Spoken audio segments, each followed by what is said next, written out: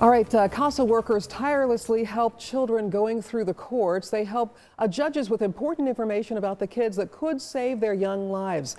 Now, to keep running, CASA needs your help. The executive director of the Jackson County CASA organization is here, Martha Gershun, as well as the Wyandotte County executive director, Amy Boydston. And we also have a volunteer, Kathy, who came to be with us. And volunteers are really key to your organization. Ladies, all three of you, welcome to 41 Action News Midday. Thanks. Martha, we've had you all here many times before. Tell us a little bit about what CASA does, how it helps children that are really abused and neglected in the legal system. CASA's role is to recruit and train volunteers who become advocates for the best interests of the child. We do this in Jackson County on the Missouri side, in Johnston and Wyandotte County on the Kansas side. It is these volunteers who have a one-on-one individual relationship with the children and the siblings. They're the ones who tell the judge what's really going on. It makes a lot of difference in what happens to the children. And is it true that you also help place these children in safe, homes where they won't be abused anymore? You find a safe place for them to live? Yes, our CASA volunteers really help assess various living situations for the kids and make recommendations to the judges. The judges ultimately make the decision, but our volunteers make sure that they are empowered with as much information as possible to make a decision based on the best interests of the child and to keep them safe from additional abuse and neglect. So Kathy, that is a big job that you have on your shoulders. How do you handle that? How do you navigate that with this precious child that has been through an abusive situation and then trying to navigate through, their parents and all the things that are happening to them in the court system? That's one of the reasons I really enjoy this position as a volunteer. You learn a lot about the court system, and it's a meaningful position. It's a meaningful volunteer position where you can build relationships with the children and the families. We have support from the supervisors at each office.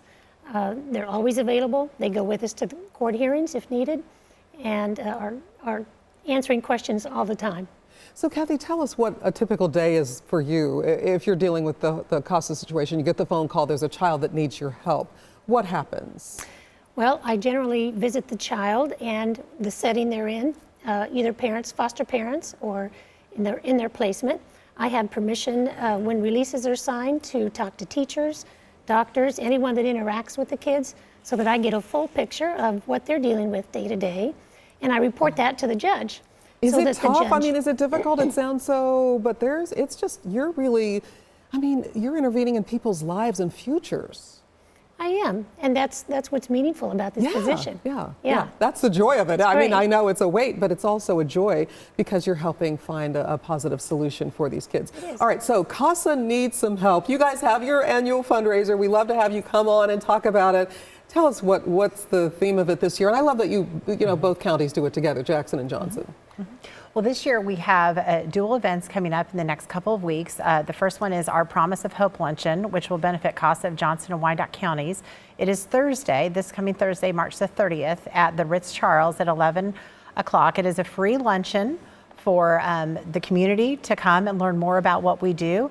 And we certainly hope we'll feel the call to help invest and help us continue to serve more and more kids in the foster care system. And Martha, this is something people really, it just grows every year. I mean, every year. Absolutely. So after the Promise of Hope Luncheon, which is this Thursday, then next week on Wednesday, April 5th, we have the Light of Hope Breakfast.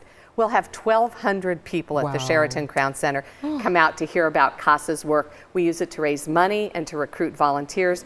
Our keynote speaker, Legend Walker, is an older foster youth about to age out of the system after more than 12 years in foster care. We hope that when people hear stories like that, they'll understand why CASA needs their donations and needs their volunteer time. All right, well, we want to get people to that event. So once again, tell us when and where. We got the breakfast, and then we've also got the event at night. Sure, yes. The luncheon is this Thursday, March the 30th at noon at the Ritz-Charles in Overland Park. All right, Martha? Light of Hope Breakfast next Wednesday, April 5th at Sheraton Crown Center. We start at 7:30 in the morning. Well, thank all of you for what you're doing for our youth. Thank you. Thank you.